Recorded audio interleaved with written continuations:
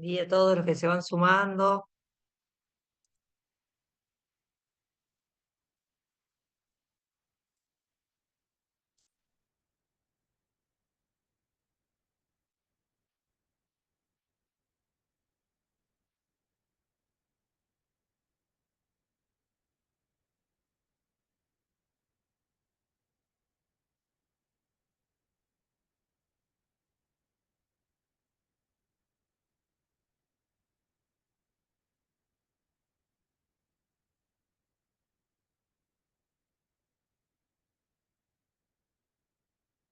Aguardamos unos 2 minutitos que se terminen de sumar y largamos. Si alguno no ve bien la presentación o algo, ahí por el Q&A pregunta.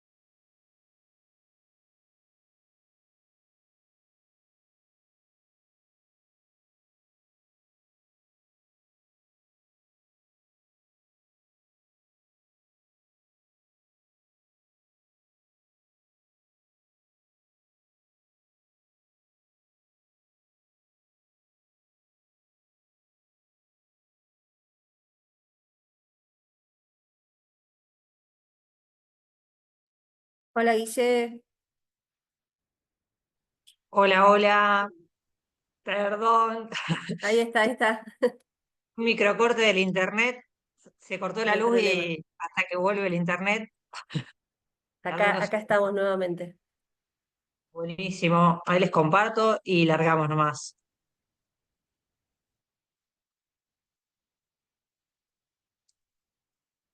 ¿Están viendo todos bien? Sí, se ve Bueno, perfecto, Guille. largamos. Genial. Bienvenidos a todos a este nuevo ciclo de clases abiertas, la primera del 2025, con esta novedad de que somos A3 Academia. Así que bienvenidos a todos, gracias por sumarse. Seguro muchos llegaron a inscribirse como Matt Barrofex y hoy ya estamos junto a Mae en esta nueva edición. Así que gracias por sumarse. Es una clase de finanzas muy básica, pero muy optimista, con mucho para ver. Así que vamos a ir arrancando a lo largo de la clase. Cualquier duda o pregunta que tengan, la pueden ir haciendo en el chat.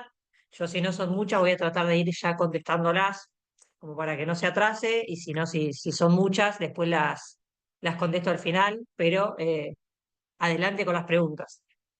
Y para quien no me conoce, yo soy Guillermina Morín, soy head trader en una sociedad de bolsa, Rosenthal Inversiones, así que conmigo van a compartir la charla de hoy. Bueno, arrancamos. ¿Qué tenemos para ver hoy? Básicamente vamos a ver, primero obviamente qué son las finanzas para quien nunca estuvo en este mundo, y nos vamos a ir adentrando en el mundo del mercado de capitales y vamos a hacer una introducción a algunos instrumentos de inversión que hay disponibles en Argentina. Básicamente, ¿qué son las finanzas? Es un área de la economía en realidad que lo que hace es estudiar cómo obtenemos y cómo administramos el dinero, es decir, los recursos financieros, ¿no? ¿Y qué estudiamos en esta rama que son las finanzas, que muchas veces uno no dice finanza, bueno, qué será finanzas? ¿Qué implica finanzas, no? Estudiamos todo, tanto cómo obtenemos los recursos, es decir, cómo nos financiamos, así como también cómo lo ahorramos y cómo lo invertimos. Y ahora vamos a abrir un poquito estos tres conceptos para entenderlo mejor. Primero de todo, financiamiento. ¿Qué es básicamente el financiamiento? Es un proceso por el cual una persona o una empresa capta fondos, ¿no? Necesita capital. ¿Qué pasa? Ese financiamiento generalmente me implica a mí una obligación en el futuro, ¿no? Que es devolver ese capital, generalmente más unos intereses. O sea, es muy raro que alguien me preste plata gratis. Entonces, esos gastos financieros, digamos, que yo voy a tener por tener un dinero hoy y no tener que esperar a futuro para poder tenerlo, me genera este intereses o gastos, ¿no? Para hacerme del dinero hoy. Esto es lo que se conoce como financiamiento, ¿no? Tener dinero, yo voy a devolver al futuro un capital más un interés, ya vamos a ver que hay distintas formas de financiarme. Ahora, si entramos en el mundo del ahorro o el atesoramiento, ¿es lo mismo atesorar que ahorrar? Esto se confunde mucho eh, en la práctica, digamos, ¿no? Yo tengo plata que no uso, ¿no? Un fondo excedente, lo que me sobró a fin de mes, eh, por nada, cobrar mi sueldo, tener mis gastos, lo que sea, y me sobró plata. Si yo esa plata me la guardo en mi casa, la guardo bajo el colchón, no hago nada, digamos, eso no es ahorrar, eso es atesorar. ¿Por qué? Porque el valor nominal de mis ahorros no cambia, o sea, sigue siendo el mismo. Entonces yo de acá a un año, si tenía 1 millón de pesos, voy a seguir teniendo 1 millón de pesos. Y eso me va a permitir comprar con suerte, digamos, lo mismo que antes o inclusive menos en un contexto inflacionario, ¿no? En el que los precios suben.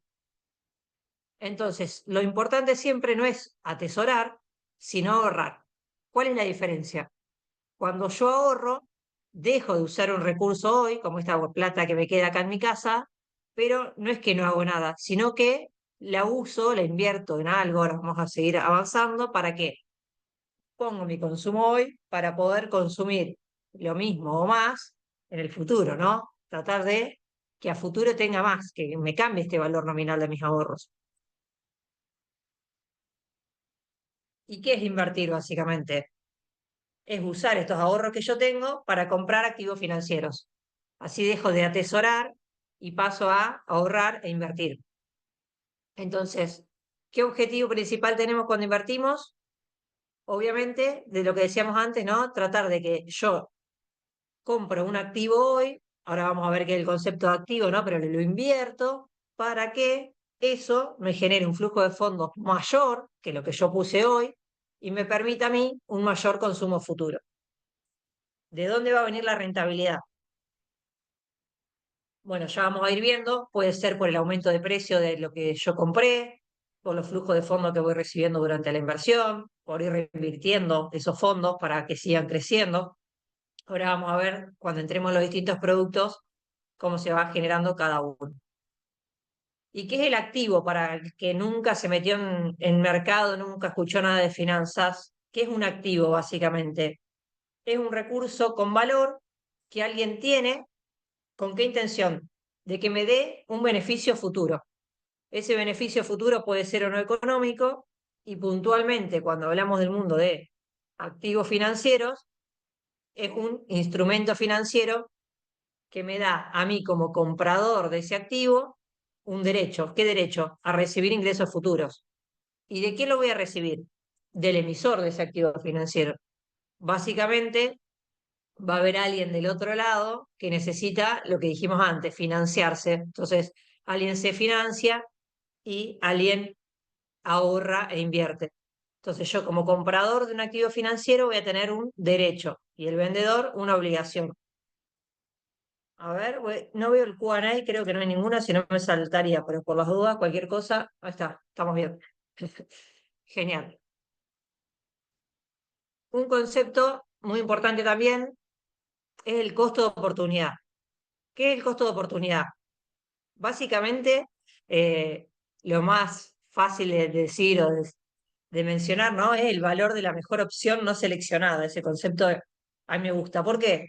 Básicamente son los recursos que yo dejo de tener, o de recibir, ¿no? Por no haber elegido la mejor alternativa. O sea, nosotros siempre tenemos recursos limitados, que ¿qué suele ser nuestro tiempo, ¿no? Y nuestro dinero. Entonces, mi recurso limitado, que es el dinero, lo tengo que tratar de poner en la mejor opción que tenga. Si yo no elijo eso, ese pasa a ser mi costo de oportunidad. Si yo tengo dinero ahorrado y lo tengo en la caja de ahorro sin hacer nada, o lo tengo en mi casa bajo el colchón, cuando lo podría poner, por ejemplo, en un plazo fijo o en una caución, o sea, en algo que me rinde un interés, imagínense acá puse un ejemplo de un depósito al 3%, ese 3% va a ser mi costo de oportunidad, porque yo podría estar ganando un 3%, pero no lo estoy haciendo porque elegí otra opción. Entonces, la mejor opción que no elegí es mi costo de oportunidad, básicamente. Esto es importante al momento de elegir nuestras inversiones para tratar de siempre no elegir la mejor opción, porque si no nos estamos perdiendo otra cosa que es mejor, básicamente. Estos conceptos básicos, digamos, son más que nada el mundo de las finanzas, para que todos entiendan y sepan de lo que estamos hablando. Vamos a entrarnos ahora un poco en el mundo del mercado de capitales para después entrar en los instrumentos.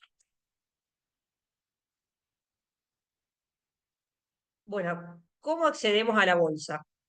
Siempre accedemos a través de un agente. Ahora vamos a ver qué es el agente, ¿no? Y dentro del mundo del mercado de capitales hay un montón de figuras que son las que yo les puse acá y ahora vamos a ir conociendo. Básicamente, primero de todo tenemos a la CNB, que lo que hace es supervisar, regular y controlar todo lo que sucede en el ámbito del mercado de capitales. Y ahora vamos a ver un poquito más en detalle que tenemos a los mercados, a los agentes y a nosotros como público inversor y a las emisoras. Tenemos al público inversor, que es el que invierte, y las emisoras, que pueden ser empresas, el gobierno, lo que sea, que necesita financiamiento, y todos nos encontramos en este ámbito. Ahora vamos a ver un poco cómo se organiza para entender cómo nosotros accedemos. Básicamente, por sobre todo, como les decía, la CNB que supervisa, autoriza, regula, controla, promociona. Después tenemos un ente que se llama Caja de Valores, que hace es custodiar los activos financieros o valores negociables. Ya vamos a ver que todo lo que nosotros compramos y vendemos a través de un agente, que ahora lo vamos a ver, no queda en custodia del agente, sino que va a una entidad separada, que es esta caja de valores, para que nosotros tengamos más tranquilidad, digamos, y haya más seguridad y transparencia al momento de invertir. Ahora, los mercados en sí. ¿Qué son los mercados, digamos, no? Acá podemos irnos más al inicio, ¿no? Cuando no existía la moneda y todo funcionaba a través del trueque, ¿no? ¿Qué es un mercado básicamente? Es un ámbito donde aparecen compradores y vendedores a intercambiar algo, ¿no? Puede ser un bien o un servicio, ¿no?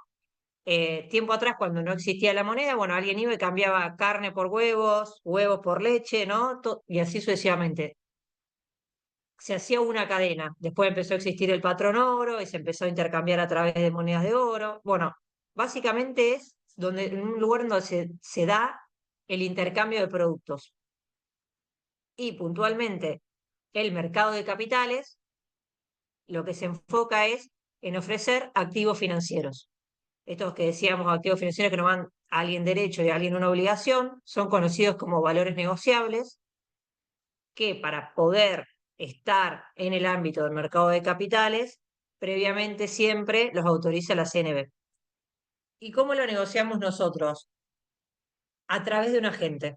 Ahora vamos a seguir, todavía dijimos, siempre accedemos a través de un agente. Bueno, ¿cómo accedo a comprarme activo financiero? Que todavía no llegamos, no quedó del todo claro. Bueno, la CNB va a controlar todo lo que pasa en los mercados. ¿Y cómo llegamos a los mercados? Decíamos, a través de la gente. ¿Qué se hace básicamente o qué es el ámbito de este mercado de capitales? Lo que acabo de explicar. Se une inversión y financiamiento. Se van a negociar todos los valores negociables. Hay dos subsectores, por decir, el mercado de capitales, lo que se conoce como mercado primario y lo que se conoce como mercado secundario. En el primario, básicamente llega la empresa, el gobierno que busque financiación por primera vez a emitir su deuda, sus acciones o lo que sea. ¿A quién? ¿Quién lo va a comprar? Bueno, unidades superavitarias, ¿no? Gente que tiene ahorro, inversión, que está buscando qué hacer. Bueno, le presta básicamente a través de mercado que se conoce como mercado primario por única vez los fondos. Entonces, viene la empresa, emite una deuda, la compra un inversor. Una vez que eso se da, la empresa se va, digamos, con los fondos que recaudó y, según las condiciones que haya hecho de la emisión que haya hecho, va a ir teniendo que pagar la renta y la amortización. Pero en el mientras tanto, el inversor que adquirió ese producto lo puede negociar en lo que se conoce como mercado secundario. Nosotros podemos acceder a los dos. Generalmente, digamos, lo que se da día a día es el mercado secundario. ¿Qué pasa en el secundario? Básicamente, yo, Guillermina, compré en el mercado primario, por ejemplo, deuda a YPF y después la necesito vender porque necesito el dinero. Bueno, voy al mercado secundario y la vendo y alguno de ustedes compra lo que yo estoy vendiendo. Obviamente a un precio de pantalla y demás, que no vamos a entrar en detalle ahora, pero acá sean todas las operaciones directamente entre inversores. Ya no necesita participar la emisora. Entonces, mercado primario, acude por primera vez el gobierno, las empresas, lo que sea, para buscar financiación. Y en el secundario, todas las transacciones que se van haciendo entre inversores. ¿Qué se negocia? Todo lo que se colocó previamente en el mercado primario, ¿no es cierto? ¿Qué mercados hay en Argentina? Bueno, con esta novedad que actualmente tenemos tres mercados, ¿no? A3, acá estamos, resultado de la fusión de Mat Barrofex y MAE. Esto es reciente, recién ayer cambió la denominación y el ticker inclusive porque la acción cotiza en bolsa, así que la van a encontrar como A3. Después tenemos a BIMA y a MAP, que es el mercado argentino de valores. Hay tres mercados, cada uno tiene una especialización. ¿BIMA en qué se especializa? Ahora vamos a ver en detalle, vamos a ir metiéndonos a poco los productos. Productos sobre todo de renta fija y renta variable. Ahora yo voy a explicar qué es, pero son productos que tienen mucha liquidez.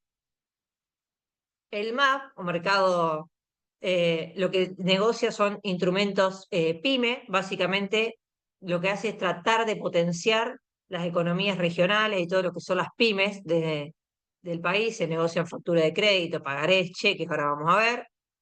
Y A3, resultado de la fusión MAT-FEXMAE, se negocia sobre todo spot de monedas y obviamente lo que ya todos deben conocer, derivados agro y financieros, Acá es donde se negocia, por ejemplo, el futuro de dólar. Hay estos tres mercados que van a tener un montón de activos y productos listados. ¿Cómo llegamos? A través de un agente. ¿Qué son los agentes? O sea, nosotros no podemos ir directamente al mercado a comprar o a vender, sino que tenemos intermediario a este agente, el ALIC, que actúa como intermediario entre el mercado y nosotros. Obviamente que también nos asesoran, recomiendan, es quien lleva el control, digamos, de nuestra cartera, a quien le mandamos el dinero y a quien recibimos el dinero, ¿no? Básicamente es necesario para poder operar abrirse una cuenta de bolsa, una cuenta comitente en alguna LIC. Puede ser entidad financiera o no. Hoy los bancos tienen una alta competencia, digamos, en este rubro también. A través de mi banco, si es ALIC, yo podría, por ejemplo, comprar o vender activos financieros. Y obviamente la LIC participa tanto en el sector primario como en el secundario.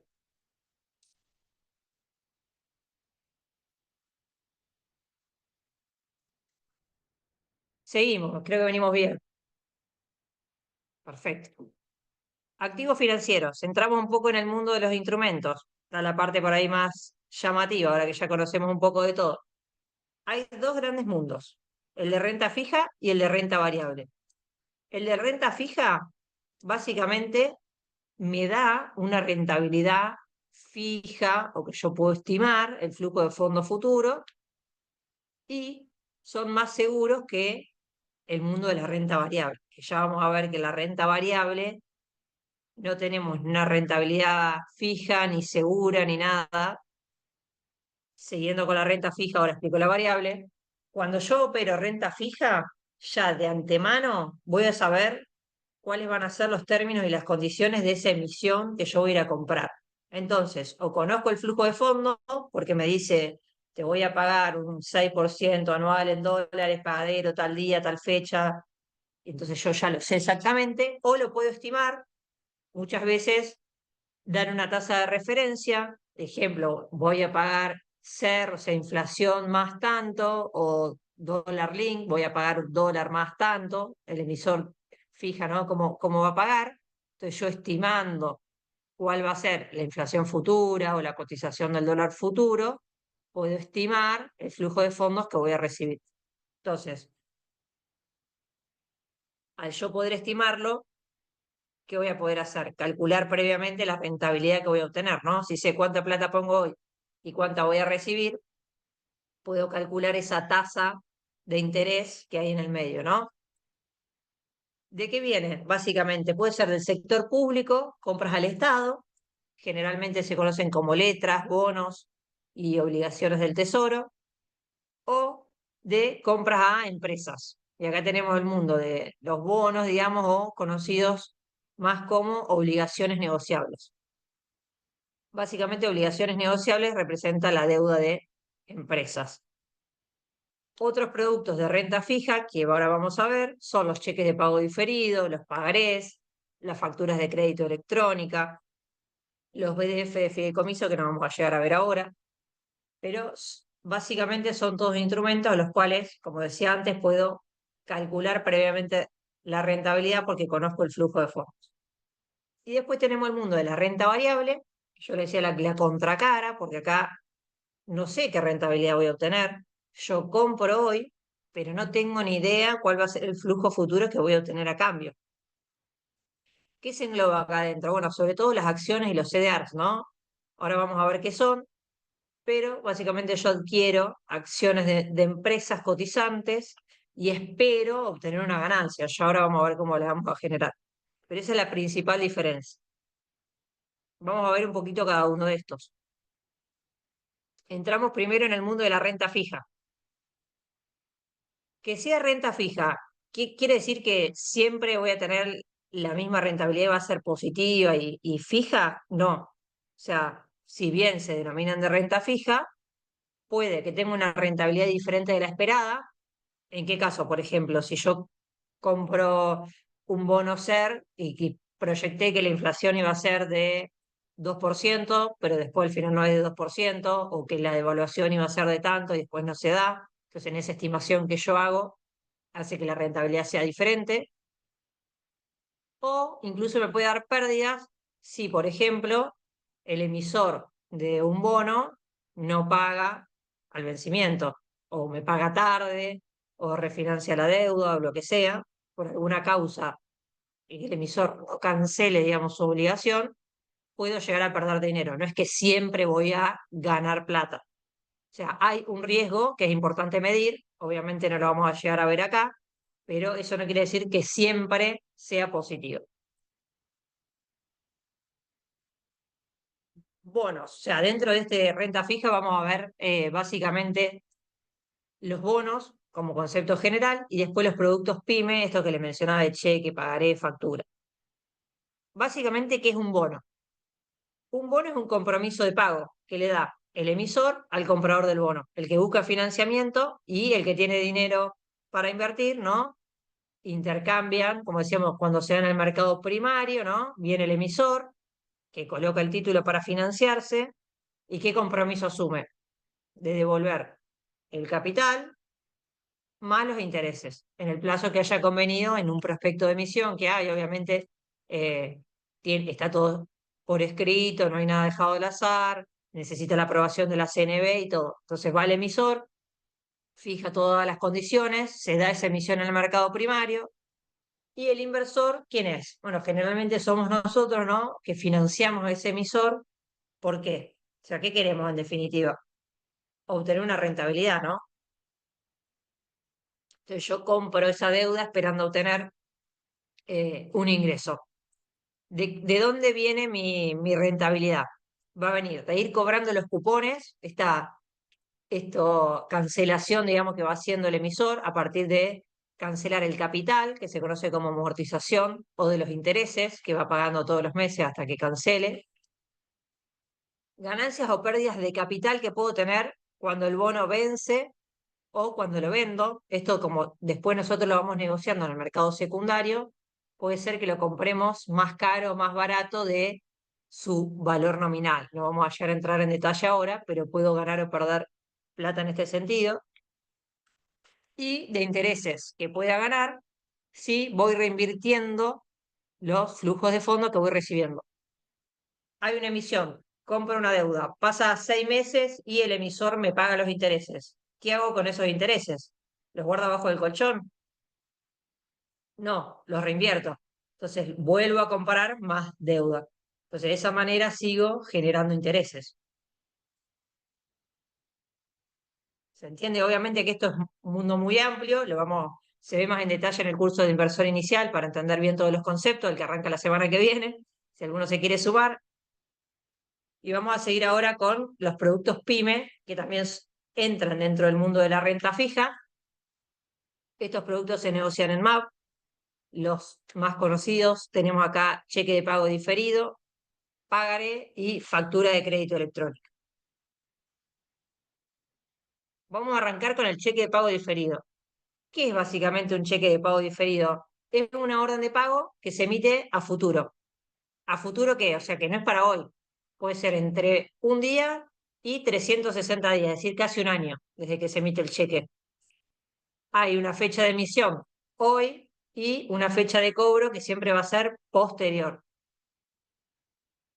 ¿Cómo surge todo esto del cheque? Básicamente, el cheque en realidad era un medio de pago, no era una estructura de financiamiento, ¿no? ¿Qué pasa? En Argentina, la práctica comercial, digamos, ¿no? Hizo que las empresas, sobre todo las pymes, empiecen a usar a este instrumento como forma de financiarse. Porque necesitaban comprar mercadería, no tienen dinero, entonces, ¿qué hace? Bueno, en vez de pagarte con un cheque al día, te pago con un cheque a futuro, este cheque de pago diferido, ¿no? Y te digo, bueno, dentro de 30 días te voy a pagar el monto que sea más los intereses, ¿no? Entonces, esta forma de empezar a usar el cheque como forma de financiamiento, esta práctica diaria, hizo que después inclusive quien reciba ese cheque tal vez necesite el dinero, entonces lo necesite descontar, o sea, recibir el dinero antes, porque no puede esperar 30 días. Entonces, toda esta dinámica, digamos, comercial hizo que primero el Poder Ejecutivo permita que se negocien en los mercados de valores y después la ley de mercado de capitales lo termina incorporando como valores negociables, estos títulos valores. Entonces, básicamente son instrumentos que permiten al emisor financiarse. Yo me financio de qué forma, con una renta fija, ¿no? Porque decíamos, tiene un monto hoy si lo descuento, ¿no? Y un monto futuro. Emito un cheque que va a ser a 30 días con X monto. Bueno, ese monto se descuenta a hoy, ¿no? Hay una tasa de interés en el medio que me permite a mí como inversor colocar fondos, ¿no? Y obtener una tasa de interés. De esta manera logramos que eh, el librador del cheque se pueda financiar y nosotros como inversores podamos obtener una rentabilidad, una tasa en pesos, generalmente en el corto plazo, porque lo máximo son, como les decía antes, 360 días. Obviamente que al vencimiento tenemos que tener los fondos suficientes de la cuenta, ¿no? Como libradores, o la autorización del banco de girar en descubierto para poder cancelar ese cheque. Muy similar al cheque de pago diferido, tenemos el pagaré, básicamente también es una alternativa de financiamiento que usan las empresas para su actividad. Puede ser una empresa o una persona humana, y lo mismo, le promete pagar al beneficiario, digamos, al inversor, una suma determinada de dinero en una fecha que tiene que ser cierta. Es muy similar al cheque, digamos, pero tiene algunas particularidades que la distinguen, porque, por ejemplo, se puede aplicar hasta 3 años, o sea, son instrumentos de más largo plazo, entonces muchas veces no solamente se usan para necesidades de corto plazo, como decíamos en el cheque, que se usa un poco más, sino también para financiar proyectos de inversión que por ahí son de más largo plazo. Básicamente pueden ser emitidos en distintas monedas, el pagaré solo en pesos, el cheque, perdón, es solo en pesos, en cambio el pagaré puede ser en pesos, en dólar link o hard dólar, digamos, en distintas monedas. eh, Pueden ser propios o de terceros, ¿no? Tiene algunas particularidades distintivas, pero ambos cumplen, digamos, esta función de unir siempre a financiamiento e inversión. Y por último, dentro de este mundo de instrumentos PYME, tenemos la factura de crédito electrónica. Básicamente es un instrumento que lo que trata de hacer, lo mismo, impulsar otra forma de financiamiento para las pymes, sobre todo para las MIPYMES, convirtiendo que deuda comercial en deuda financiera. ¿De dónde surge esto? Básicamente, cuando una empresa pequeña, una MIPYME, es proveedora de una empresa grande y además la factura supera un monto específico que se va actualizando, se permite que se negocie en los mercados de valores. ¿Cuándo se da esto, por ejemplo? Imagínense, Guillermina es proveedora de Coca-Cola. Yo le emito una factura a Coca-Cola, pasan el tiempo y Coca-Cola no me paga. Entonces, obviamente no vamos a entrar en detalle ahora de las particularidades, pero yo, Guillermina, podría ir al mercado y descontar esta factura para que después Coca-Cola la pague a la persona que me está comprando, digamos, esta factura en el mercado. Entonces yo, como pyme, me logro financiar a un perfil crediticio de quién, de la empresa grande, porque si bien voy yo a descontarlo, el que tiene que pagar la factura, ¿quién va a ser? Coca-Cola, ¿no? Entonces, logro financiarme en el ámbito del mercado de capitales cuando la empresa grande demora en hacerme el pago, ¿no? Entonces yo voy y lo negocio de manera anticipada.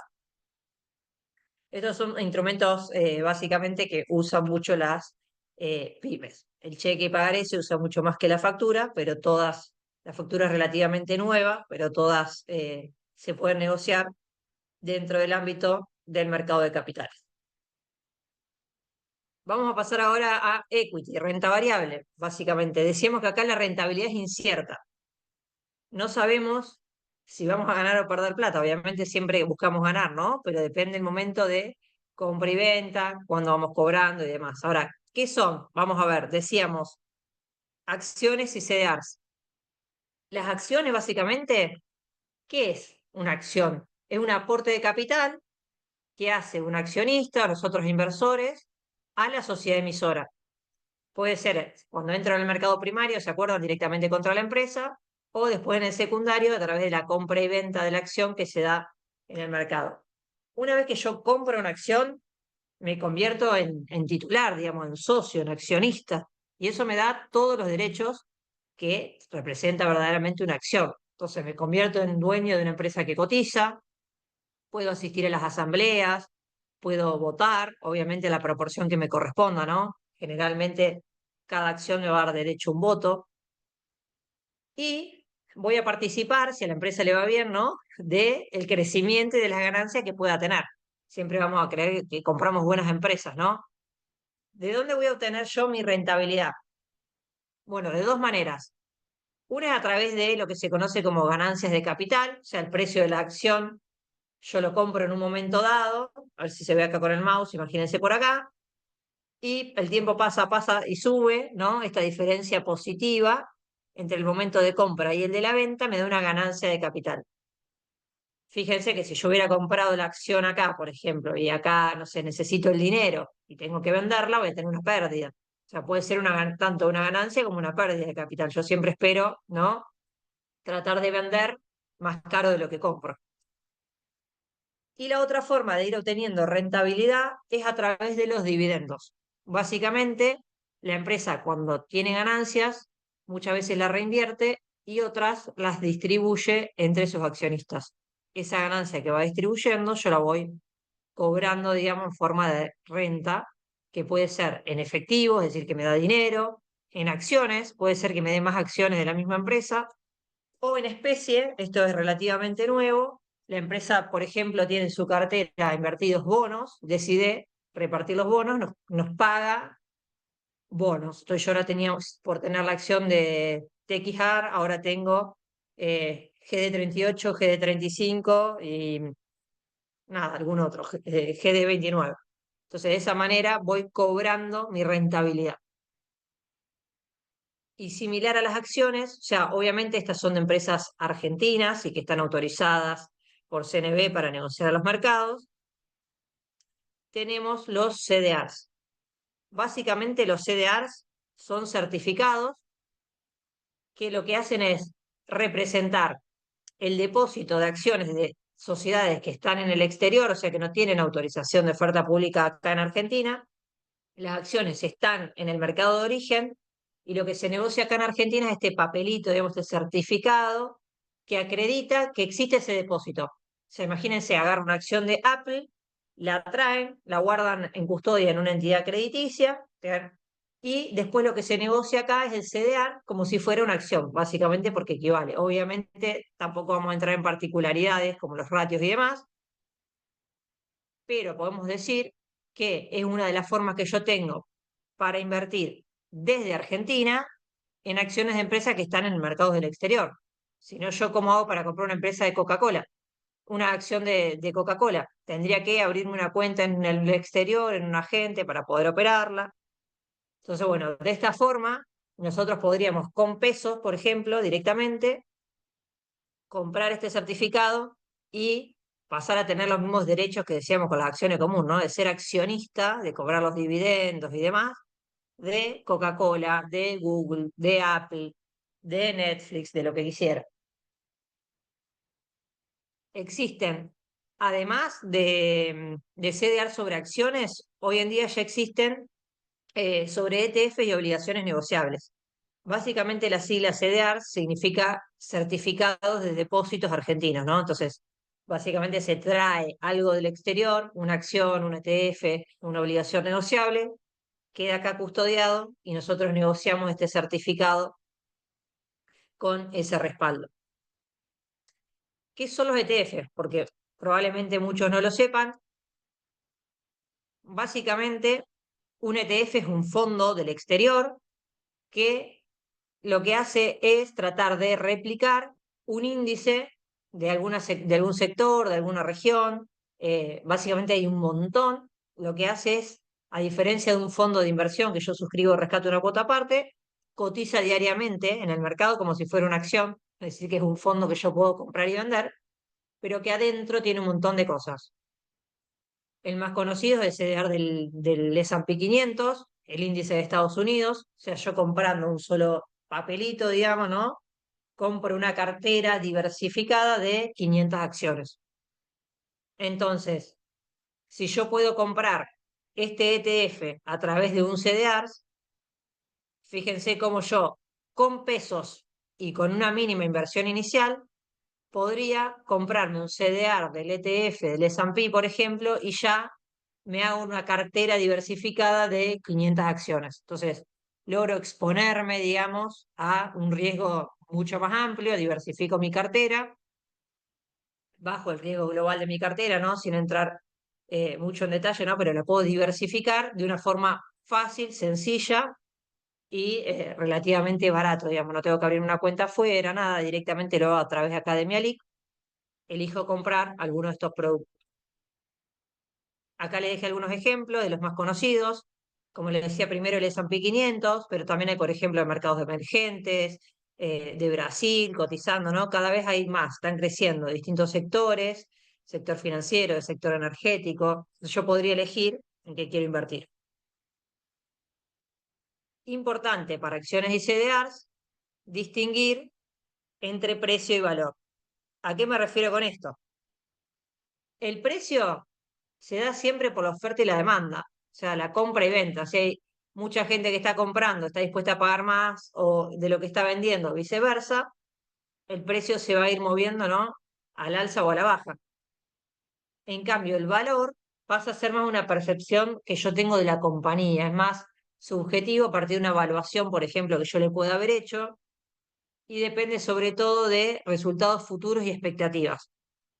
¿Por qué aclaro esto? Porque muchas veces decimos, bueno, a esta empresa le tiene que ir re bien por tal y tal cosa, sus balances son buenos, bueno, ¿cuáles son las expectativas?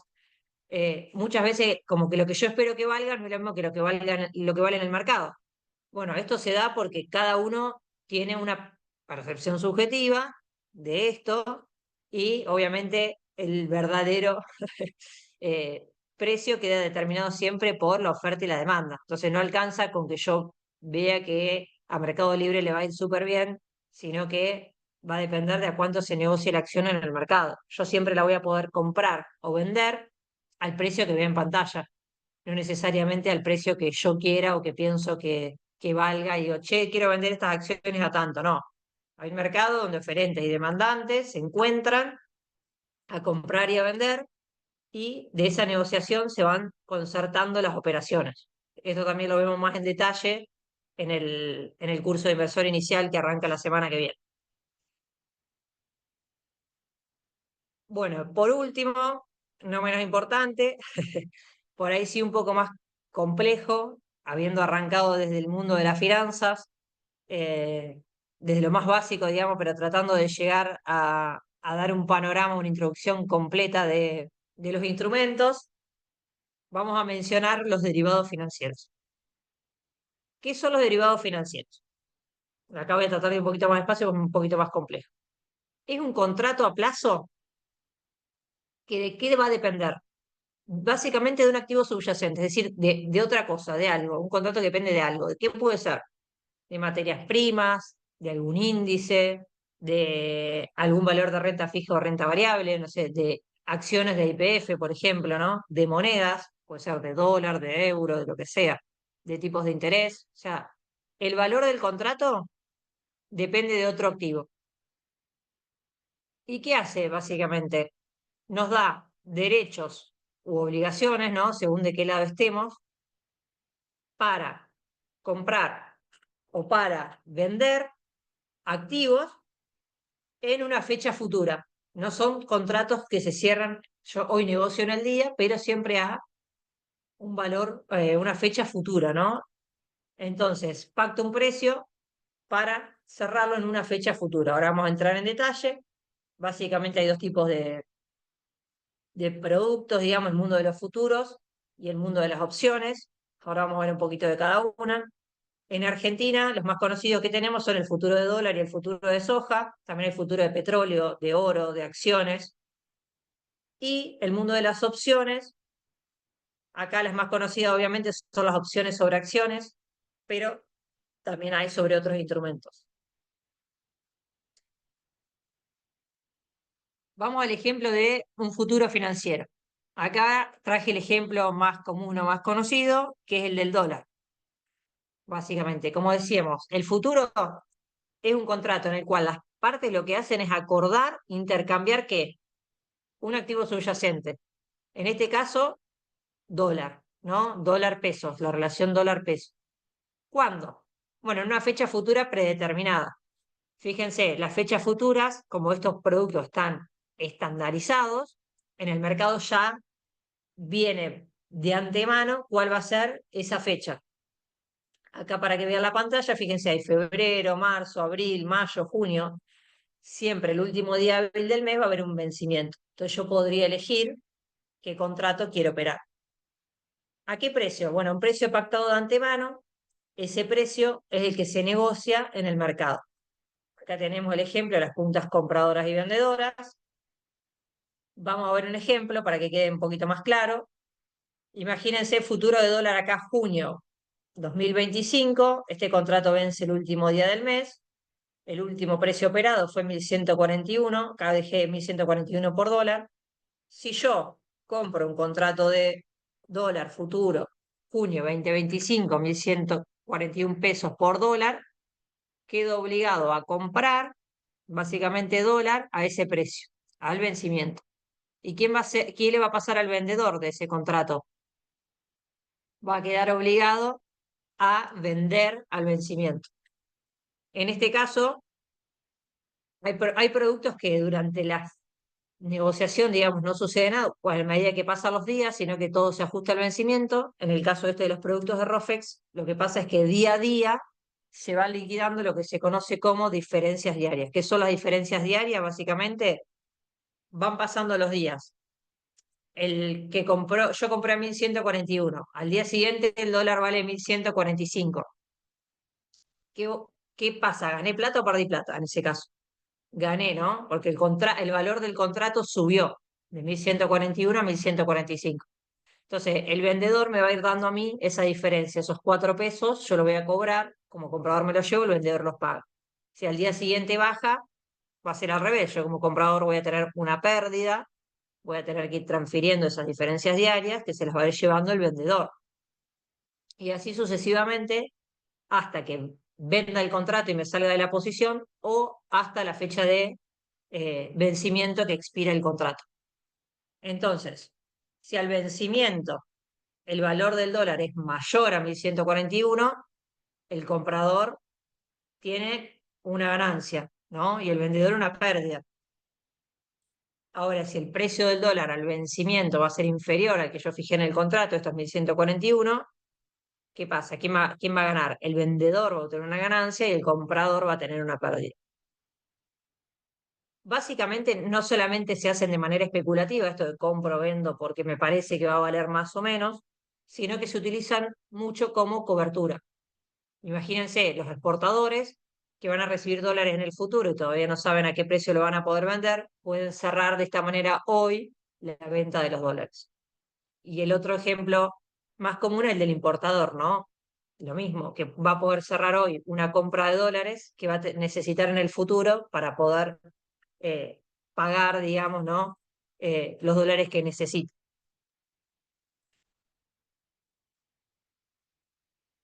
Y por último tenemos el mundo de las opciones. Venimos bien, venimos bien.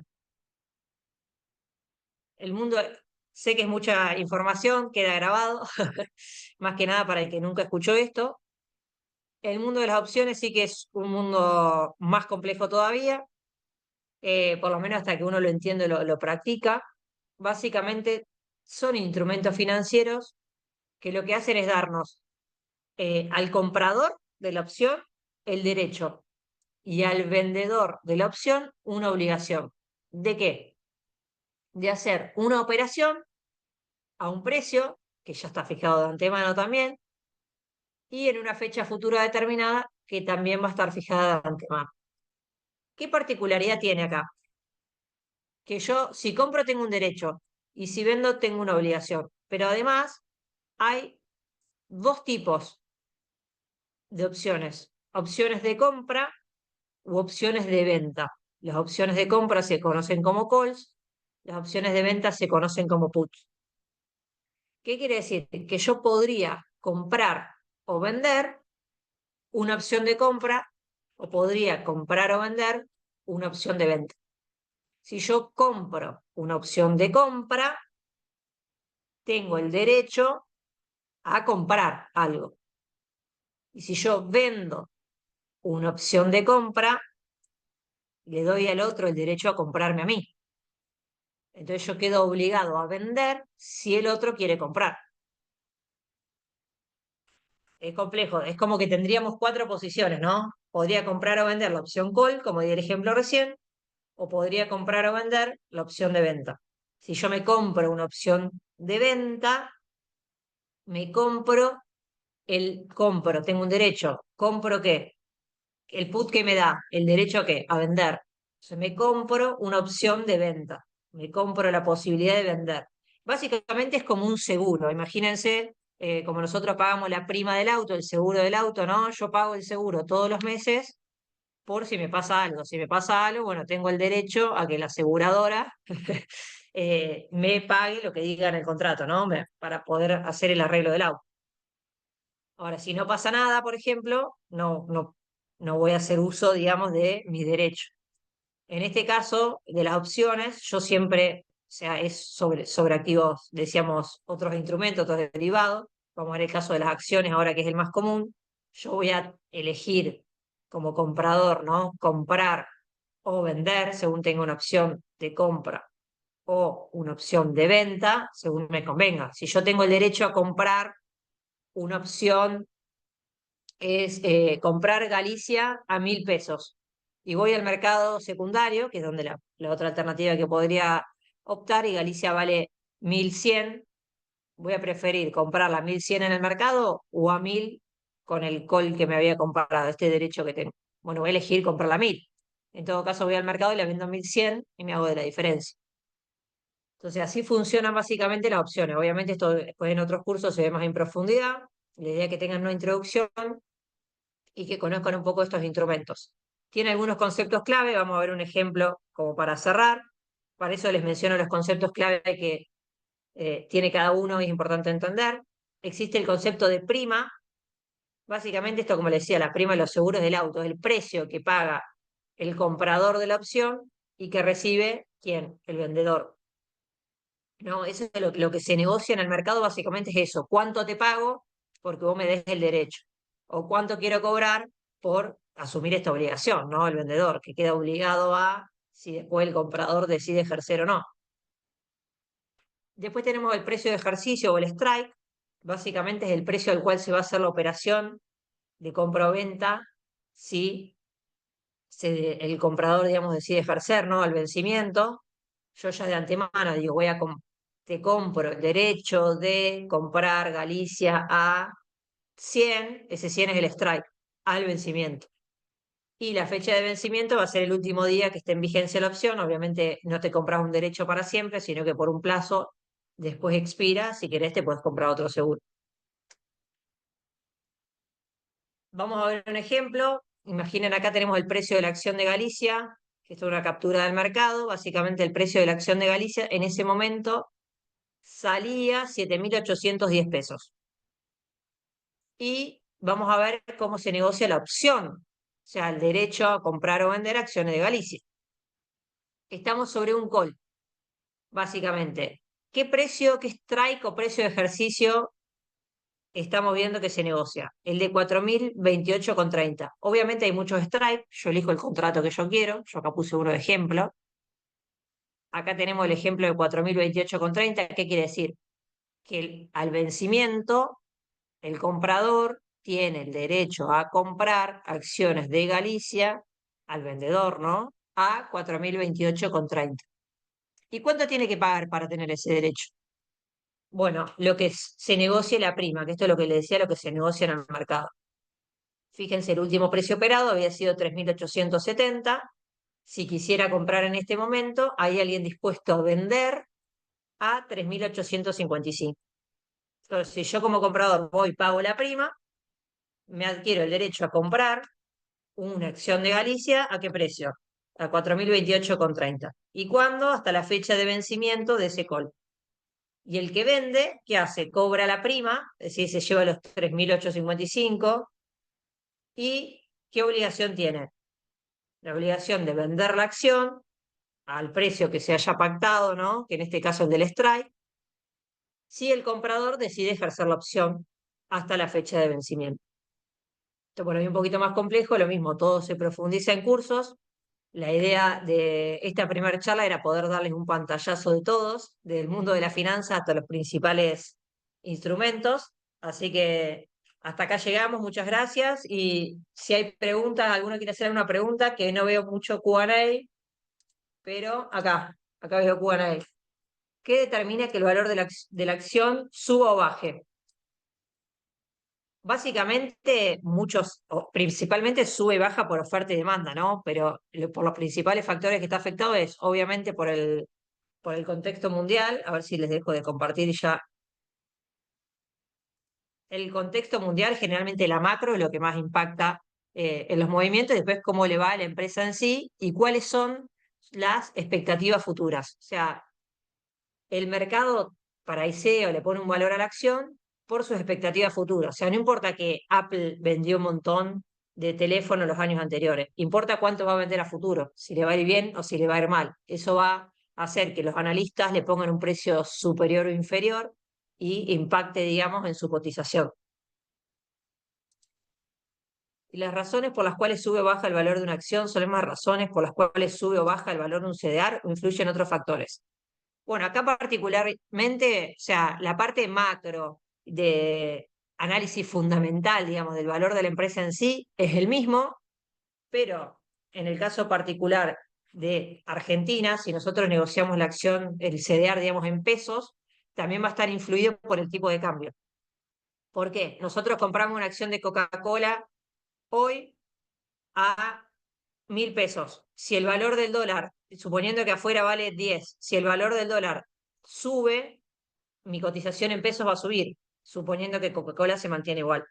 Si el valor del precio del dólar baja, el precio de mi CDR va a bajar. Yo en realidad sigo teniendo la misma acción de Coca-Cola que vale lo mismo, pero al comprarla y venderla con pesos, se va moviendo la cotización. O sea, es un factor de riesgo, digamos, de los CDRs, sería que el dólar baje, porque si sube, te sube la cotización.